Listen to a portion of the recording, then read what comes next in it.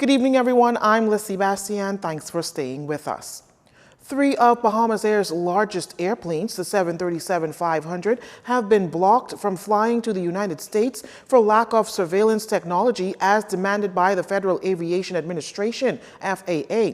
Back in 2010, the FAA issued a rule requiring ADS-B avionics by a January 1st, 2020 deadline. Well, leader of the opposition, Phillip, expressing his concerns on the issue of the Free National Movement government not meeting that deadline. At a press conference today to relay these concerns, Mr. Davis highlighted suspicions of his party and the FNM flaws. Our suspicion is that political dithering landed us in this position, failing to make the hard decisions about the airline's future. The Free National Movement now understands that governing is hard, complex, and difficult. It is easy to pronounce and flap one's gums about this policy or that, but governing requires executing decisions. Action, not talk, is required. Between 2010 and 2020, the time frame of the FAA requirement, the PLP was the governing party for those 5 years.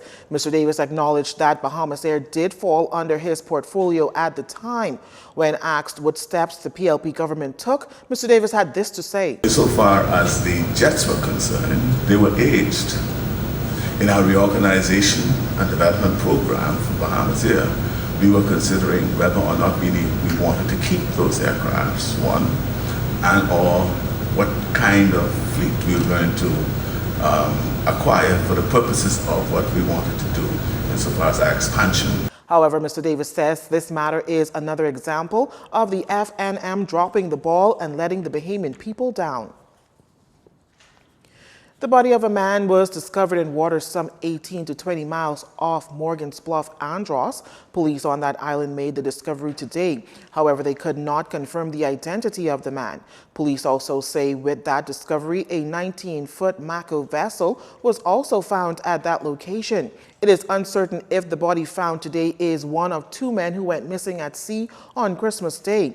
The men, Harold Fitzgerald and Ryan Russell, both of Low Sound, Andros, left for a fishing trip and was due to return at 6 p.m. Christmas Day. They have not been seen since. Superintendent of Police Shanta Knowles say they will have to await an autopsy to confirm the identity of the body found and the exact cause of death.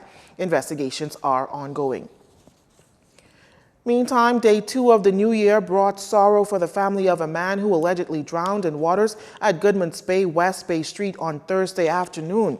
Police say it was shortly after 2 p.m. that an adult male was rescued from waters on Goodman's Bay by concerned citizens who began CPR until the paramedics arrived.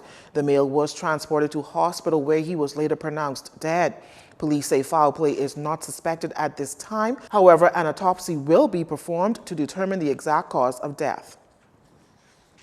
A former cabinet minister in the Free National Movement administration is expressing his concerns over the use of marijuana for recreational purposes. Algernon Allen says he does not support the decriminalization of the possession of up to 1 ounce of marijuana. The proposal was recommended in a preliminary draft report on the decriminalization of the substance by the Bahamas National Commission on Marijuana. Calling into Love 97's talk show Issues of the Day to express his opinion on the hotly debated discussion, Mr. Allen says although he supports the expungement of records for persons convicted of small amounts and the medicinal use of marijuana, he cannot side with the recreational use of the substance. I will oppose very seriously what I understand being proposed of 1 ounce of marijuana per person without any type difficulty. I cannot agree with that. It will further destabilize our community. Mr. Allen contends that the recreational use of marijuana without restrictions will further weaken the moral fabric of Bahamian society and negatively affect the lower income communities who may be most vulnerable. He also questions whether the country will be able to enforce the laws if recreational marijuana is decriminalized. We have to be so careful, very careful. And 400,000 people do not have the numbers, nor can they provide the interventionist policies and institutions to protect us either. And so, Mr. Jones, I am going to be one of those. I struggled with this for some time. Mr. Allen says he will lend his voice to the discussion and hopes that the government listens. The preliminary report was released to the public by an unnamed source. It is unclear when the final document will be made public. You're watching JCN News. Stay with us. This segment of the news was brought to you by Alive.